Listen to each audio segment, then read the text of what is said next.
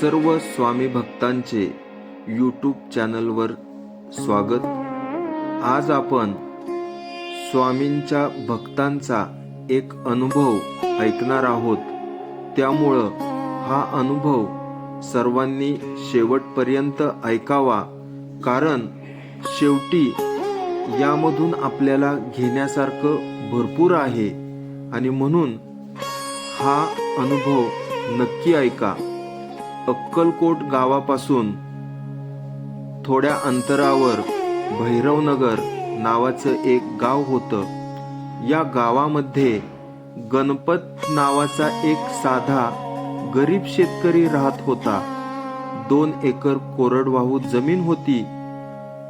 त्याच्यासोबत आजारी आई, त्याची बायको आणि एक लहान मुलगा, एवढंच त्याचं छोटंसं कुटुंब होतं। 3 वर्षापासून पावसाने पाठ फिरवली होती। कर्ज वाढत होतं। सावकार दर महिन्याला दारावर उभा राहत होता। एक दिवस सावकाराने थेट त्याला धमकीच दिली, गणपत, जर तू पैसे दिले नाहीस तर तुझी जमीन मी नावावर करून घेईन। त्या रात्री गणपत पूर्णपणे कोलमडून गेला। आईची औषधं बंद झाली होती। घरात अन्न नव्हतं। मुलगा भुकेने रडत होता।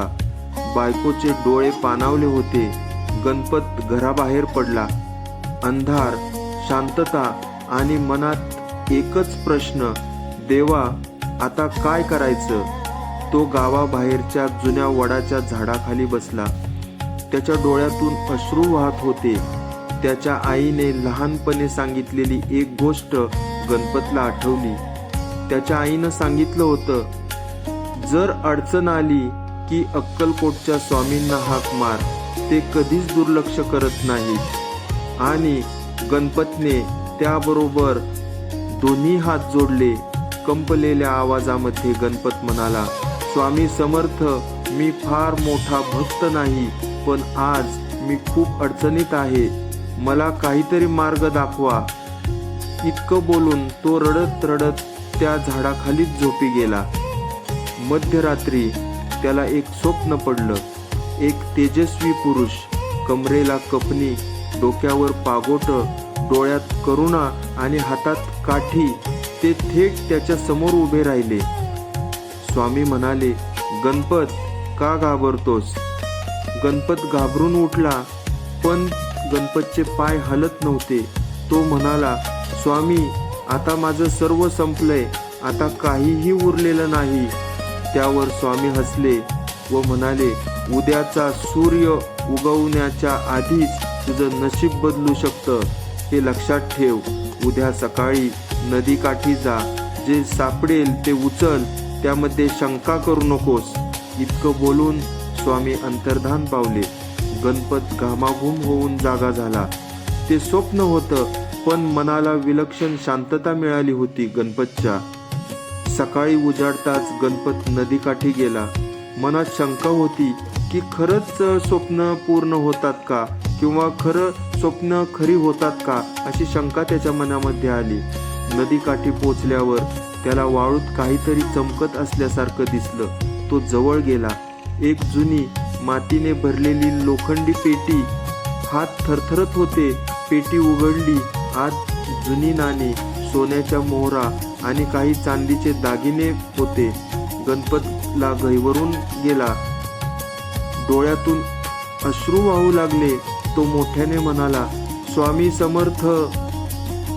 गणपतने ती संपत्ती प्रामाणिकपणे गावच्या सरपंचाला दाखवली। चौकशी झाली। ती पेटी गावातील जुन्या वतनदाराची असल्याचं समजलं, ज्याचे वारस आज हयात नव्हते।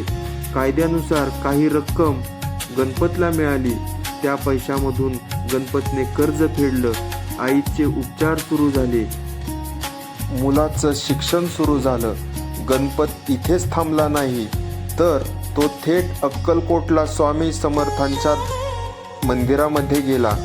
स्वामींच्या चरणी डोकं टेकवलं आणि स्वामींना म्हणाला, स्वामी, मला तुम्ही सर्व काही दिलं, मी धन्य झालो। आणि तेव्हापासून गणपत दरवर्षी जेव्हा शक्य होईल तेव्हा स्वामी समर्थांची भेट घ्यायला अक्कलकोटला जातो. स्वामी भक्तांच्या या अनुभवामधून आपल्याला एकच शिकायला मिळतं की आपल्यावर कितीही मोठं संकट येऊ द्या तरीही डगमगून जाऊ नका. फक्त स्वामींना आठवा, स्वामींना आवाज द्या. स्वामी नक्की आपल्याला मदत करतात. श्री स्वामी समर्थ. जर आपल्याला ही कथा आवडली असेल तर चॅनलला सबस्क्राईब करा.